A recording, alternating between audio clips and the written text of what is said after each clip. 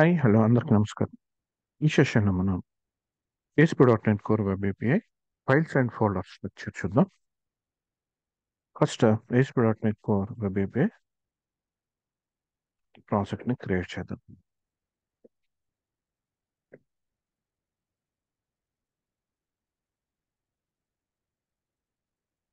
First API project అని తీసుకున్నాం.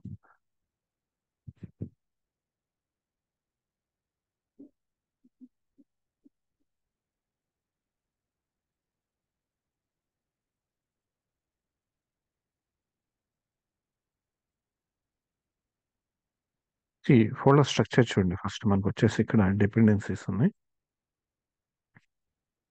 And అలానే ప్రాపర్టీస్, కంట్రోలర్, అలానే యాప్ సెట్టింగ్స్, అలానే program.cs అండ్ వెదర్ ఫోర్కాస్ట్ అని ఉంది. Clear. So one by one చూద్దాం. సో ఫస్ట్ వన్ వచ్చేసి డిపెండెన్సీస్, రైట్. సో డిపెండెన్సీస్లో మనకి ఎనలైజర్స్, ఫ్రేమ్వర్క్స్ అండ్ ప్యాకేజెస్ అని ఉన్నాయి. So the dependencies contains all the packages and SDKs that are installed in the project. That means dependencies అంటే ఏంటంటే ఇక్కడ మనకి మన ప్రాజెక్ట్లో ఏదైతే ప్యాకేజెస్ ఇన్స్టాల్ చేసామో అలాగే సాఫ్ట్వేర్ డెవలప్మెంట్ కిట్ ఏదైతే ఉన్నాయో ఇన్స్టాల్ చేసి సో వాటి గురించి లైక్ ఆ డిపెండెన్సీస్ మొత్తం దీనిలో ఇన్స్టాల్ అయి ఉంటాయి. సో ఇన్స్టాల్ అయినవి మొత్తం దీంట్లో చూపిస్తూ ఉంటుంది, రైట్. సో మనం ఎక్స్పాండ్ చేస్తే వాటిని ఎనలైజర్స్, అలానే ఫ్రేమ్వర్క్స్ అండ్ ప్యాకేజెస్ అని ఉంటాయి. Analysers, frameworks and packages. So analysers అంటే దీనిలో మనం ఇన్స్టాల్ చేస్తున్న ప్యాకేజెస్ లైక్ ఏదైతే ఉన్నాయో సపోర్టెడ్ అంటే ఇక్కడ ఈ .NET కోర్ అంటే ASP.NET కోర్ అనేది రన్ అవడానికి మనకి సపోర్టెడ్ లైబ్రరీస్ ఏదైతే ఉంటాయో ఇవన్నీ కూడా దీనిలో ఇన్స్టాల్ అయి ఉంటాయి. ఎనలైజర్స్ అండ్ అలానే ఫ్రేమ్వర్క్. సో ఫ్రేమ్వర్క్ వచ్చేపాటికి మనకి 2 ఉంటాయి. 2 ఈ అప్లికేషన్. సో చూడండి, Microsoft ASP.NET Core .API app, అలాగే Microsoft .NET Core app. So ఇక్కడ జాగ్రత్తగా గమనిస్తే ఇవి రెండు డిఫరెంట్ ఉన్నాయి. Microsoft .NET Core app and ASP.NET Core app. So ఈ 2 అనేది డిఫరెంట్ ఉండే. సో చూద్దాం. సో ఫస్ట్ వన్ ప్యాకేజెస్ అంటే కింద నుంచి చూస్తున్నాం. At the moment, the packages folder contains one package, that is /Vakila ASP.NET Core. Like if you remember when we run the application, then it opens this Swagger page. This package is basically from Swagger. So నార్మల్గా first వచ్చేసి packages చూద్దాం. So ప్యాకేజ్లో వచ్చే వాటికి మనకి /Vakil.ASP.NET Core అని. So ఈ /Vakil అనేది ఏంటంటే మనకి స్వాగర్ అంటే మనకి ఇన్బిల్డ్ గా ఎప్పుడైతే న్యూ ప్రాజెక్ట్ క్రియేట్ చేసినప్పుడు ఇన్బిల్డ్ గా స్వాగర్ అనేది ఇన్స్టాల్ అయ్యేస్తుంది. ఇన్ కేసు ఇన్స్టాల్ అవ్వకపోతే మనం మాన్యువల్ గా ఎలా ఇన్స్టాల్ చేస్తాం అనేది కూడా నెక్స్ట్ వీడియోలో చూద్దాం. సో ఈ ప్యాకేజెస్ లో వచ్చేసి మనకి ఈ మనం ఇన్స్టాల్ చేసిన ప్యాకేజెస్ ఏదైతే ఉంటాయి, సో ఇక్కడ వచ్చేసి స్వాగర్ కి సంబంధించిన ప్యాకేజ్ ఇన్స్టాల్ చేసాం, రైట్. అంటే బై డిఫాల్ట్ వచ్చింది. ఇవన్నీ కూడా అండర్ ప్యాకేజెస్ కింద ఉంటాయి. అండ్ అలానే ఫ్రేమ్వర్క్స్ చూద్దాం. The framework contains 2 folders like Microsoft ASP.NET Core.AP and Microsoft.NET Core.AP application, right? So all the packages that are required to run ASP.NET Core application will be there inside this Microsoft ASP.NET Core app file. So జాగ్రత్తగా గమనించండి, మనం ఈ application run చేయడానికి కావలసిన packages ఏదైతే ఉంటాయో ఇవి మనకి ఈ ASP.NET Core.A ఫోల్డర్లో ఉంటుంది, ఫైల్లో ఉంటుంది. Clear. So the ASP.NET Core is a framework that is written on the top of .NET Core. So ఈ ASP.NET Core అనేది మనకి .NET Core మీద క్రియేట్ చేసిన framework. So all those packages that are required for the .NET Core available in Microsoft.NET Core API also. మనం ఇది run చేయడానికి ఈ అప్లికేషన్ని ఏదైతే మనకు అవసరమో ఇవన్నీ కూడా ASP like Microsoft .NET Core యాప్లో కూడా అవైలబుల్గా ఉంటాయి. So the point that you need to remember is .NET Core and ASP.NET Core are 2 different things. Clear. So ఇక్కడ ASP.NET ASP dot net core app అలానే డాట్ నెట్ కోర్ యాప్ అని 2 files ఉన్నాయి. ఈ 2 కూడా డిఫరెంట్. 2 డిఫరెంట్ ఫైల్స్ అన్నమాట. ఈ ASP dot net core అనేది మనకి డాట్ నెట్ కోర్ మీద ఇంప్లిమెంట్ చేసాం ఫ్రేమ్వర్క్ మీద, రైట్? సో ఇప్పుడు అప్లికేషన్ రన్ చేయడానికి ఏఎస్పి డాట్ నెట్ కోర్ అనేది మనం యూజ్ చేస్తాం. అండ్ ఈ డాట్ నెట్ కోర్ మీద మనం ఇంప్లిమెంట్ చేసాం కాబట్టి ఈ ప్రాజెక్ట్ లైక్ అప్లికేషన్ రన్ చేయడానికి కావాల్సిన నెసెసరీ ప్యాకేజెస్ అనేది దీనిలో కూడా ఉంటాయండి. డాట్ నెట్ కోడ్ కూడా ఉంటాయి అన్నమాట. సో ఇక్కడ ఏంటంటే ఈ 2 డిఫరెంట్ అని అర్థం చేసుకోవాలి. Okay. So all the packages which are specified to ASP.NET Core will reside inside ASP.NET Core. So ASP.NET Core కి సంబంధించిన మనం డిక్లేర్ చేసేవన్నీ కూడా మనకి ప్యాకేజెస్ అనేది ఈ ASP.NET Core యాప్ కింద వస్తాయి. And all the packages which are specific to .NET Core will reside అంటే .NET Core కి రిలేటెడ్ ఉన్నాయి మాత్రం ఇవి మైక్రోసాఫ్ట్ .NET Core యాప్ కిందకి వస్తుంది. క్లియర్? సో 2 ఉన్నాయి. First one ASP Core dot app and .NET Core dot app. So 2 files. And next one analyses. So the ASP.NET Core. So ఎనలైజర్స్కి వచ్చాం. సో ఎనలైజర్స్లో చూడండి చాలా ప్యాకేజెస్ అనేది. క్లియర్? సో ఇవి మనం దేనికి యూజ్ చేస్తాము అంటే ఎనలైజర్స్ అనేవి the ASP.NET Core 2.2 and later provides analyzer package intended for use with the API project. So API project, web API project తో పాటు మనకి ఎనలైజర్స్ అనేది మనకి ప్యాకేజెస్ వస్తుంది. ఇది వచ్చేసి మనకి returns and undeclared status code. So ఇది ఈ ఎనలైజర్స్ అనేది ఎందుకు యూజ్ చేస్తామంటే డిక్లేర్ చేయని ఏంటంటే స్టేటస్ కోడ్స్ని కానీ లేదంటే రిటర్న్ అండ్ అన్డిక్లేర్ సక్సెస్ రిజల్ట్ కానీ సక్సెస్ రిజల్ట్స్ అనేది డిక్లేర్ చేయలేదు. సో అలాంటి వాటిని అలాగే documents status code that is not return. So return చేయనటువంటి స్టేటస్ కోడ్స్ ఏదైతే ఉంటాయో వాటి యొక్క స్టేటస్ కోడ్స్ డాక్యుమెంటేషన్ చేస్తుంది అది, రైట్? సో ఆ పర్పస్లో and includes and explicit model validations checks. So మనకి మోడల్ వ్యాలిడేషన్స్ చెక్స్ అంటే ఎక్స్ప్లిసిట్గా జరిగే మోడల్ వ్యాలిడేషన్ చెక్స్ ఇవి ఇంక్లూడ్ చేయడానికి సో ఈ అనలైజర్స్ అనేది ఫైల్స్. సో ఈ ప్యాకేజెస్ అనేది మనం యూజ్ చేస్తాం. ఓకే.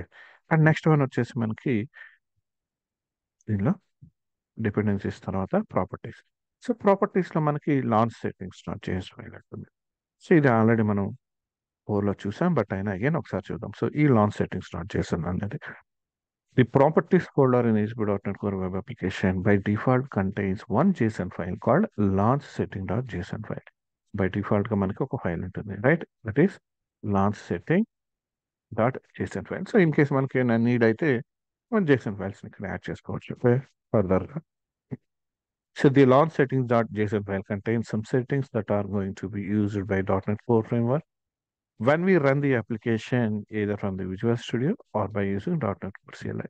మనం విజువల్ స్టూడియో యూస్ చేసుకొని .NET Core CLI యూస్ చేసుకొని మనం ఏదైతే ఈ అప్లికేషన్ రన్ చేస్తామో అలాంటప్పుడు ఈ లాంచ్ సెట్టింగ్ జేసన్ ఫైల్లో మనం డిక్లేర్ చేసిన అంటే సెట్టింగ్స్ ఏదైతే చేస్తామో ఆ కాన్ఫిగరేషన్స్ని యూస్ చేసుకుంటాయి అనమాట. So any other point that you need to keep in mind like the launch setting file is only used within the local development machine. నార్మల్గా లాంచ్ సెట్టింగ్స్ అనేది మనం లోకల్ డెవలప్మెంట్ అంటే ఓన్లీ ఫస్ట్ యూజర్ అనేవాడు developer అనేవాడు testing అంటే first develop చేయాలి కదా, తర్వాత దాన్ని మైగ్రేట్ చేస్తారు అంటే లైక్ ప్రొడక్షన్స్లో కానీ లేదంటే ఇట్లా చేస్తుంటాం కదా. సో ఇక్కడ ఓన్లీ తను మామూలుగా చెక్ చేసుకోవడానికి ఆ పర్పస్లో మాత్రమే ఇక్కడ యూజ్ చేస్తూ ఉంటారు, రైట్? డెవలప్మెంట్ పర్పస్లో. So this file is not required when we publish our ASP.NET Core Web API into our production server. So production server చేసేటప్పుడు ఇంకా అది అవసరం అనేది ఉండదు, రైట్? అండ్ సో ఒకసారి చెక్ చేద్దాం అది కూడా.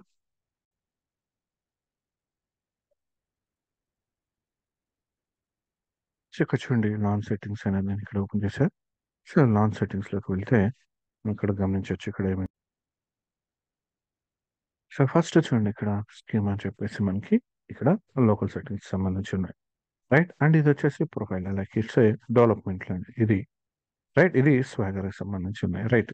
ఇవన్నీ కూడా లాంచ్ URL అనేది ఇవన్నీ కూడా స్వాగర్ అని వస్తాయి. బట్ ఇక్కడ చూడండి ఇది IIS explicit definitions ఇవి. క్లియర్? అండ్ ఇది HTTPS డెఫినేషన్స్. లైక్ మనం ఇక్కడ ఇవి చేంజ్ చేసుకోవచ్చు, right? Development, productions and staging. So ఇవి మనం ఆల్రెడీ చూసాం ఇది, రైట్? సో ఇప్పుడు అప్లికేషన్ లాంచ్ అనేది మనకి ఇక్కడ ఈ URL మీద, రైట్? క్లియర్? సో లాంచ్ సెట్టింగ్స్లో ఈ కాన్ఫిగరేషన్ అనేది మనకి ఉంటుంది.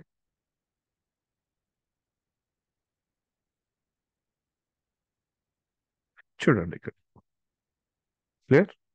దీని దానికి ఇండివిజువల్గా ఉంది. నెక్స్ట్ వన్ వచ్చేసి యాప్ సెట్టింగ్స్ .json ఫైల్స్. ఇది ఆల్రెడీ చూసాం. ఇక్కడ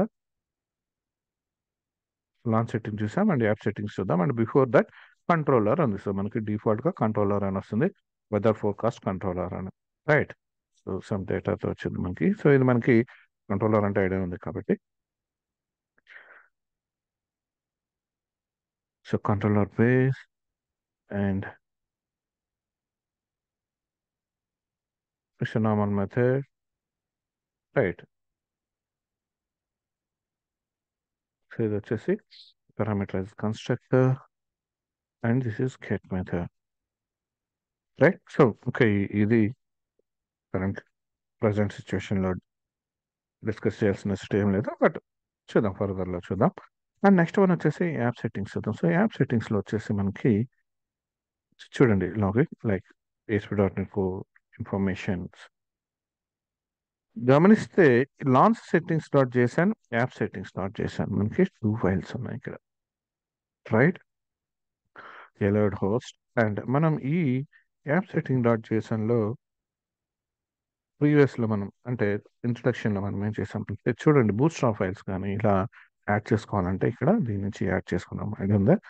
సో ఒకసారి చెక్ చేసుకోండి. So this is the same as web config or app config file of our traditional ASP.NET Core. So ఇది వచ్చేసి మనకి యాప్ సెట్టింగ్స్ అనేది మనకి నార్మల్గా మనం లైక్ వెబ్ పేజెస్ డెవలప్మెంట్లో యూజ్ చేస్తుంటాం కదా, వెబ్ కాన్ఫిగ్ కానీ యాప్ కాన్ఫిగ్ అంటే విండోస్ అప్లికేషన్లో వస్తుంది మనకి, right? So the app settings.json file is the application configuration file in ASP.NET Core Web application. Used to store the configuration setting files such as database connection string, API keys, and logging selections. So ఇక్కడ వచ్చేసి మనకి database connection strings కానీ, right, ఇలా API settings కానీ, so ఇలా ఏదైతే ఉంటుందో వీటన్నిటిని కాన్ఫిగర్ చేయడానికి మనం ఇక్కడ ఈ యాప్ సెట్టింగ్స్లోనే మనం కాన్ఫిగర్ చేసుకుంటాం. So this JSON file stores configuration settings for your application. So ఇది కాన్ఫిగరేషన్ సెట్టింగ్స్ అనేది దీనిలోనే చేస్తాం. అండ్ రైట్, ఇక్కడ you can define various settings like database connection strings, login configuration, other custom setting like database connections, అలాగే login configuration and అలానే other some ఏదైనా మనం customization చేసుకోవాలంటే ఏదైనా చేసుకొని మనం ఇక్కడ ఈ కాన్ఫిగరేషన్ సెట్టింగ్స్లో మనం లైక్ ఈ JSON యాప్ settings.json ఫైల్లో మనం డిక్లేర్ చేసుకోవచ్చు. Next one program.cs class. So app settings తర్వాత మనకి program.cs class and weather.forecast. So weather.forecast it is nothing but A model. Clear? తెలుస్తుంది కదా, ఇది model and program.cs file. So ఏదైతే మిడిల్ వే కాంపోనెంట్స్ ఏదైతే ఉంటాయో ఇవన్నీ కూడా రిక్వెస్ట్ పైప్ లైన్లోకి మనం ఇక్కడ దీన్ని రిజిస్టర్ చేస్తాం. సో ఇది ఐడియా ఉన్నదే, బట్ ఒకసారి చెక్ చేద్దాం. చూడండి, ఇది program.cs క్లాస్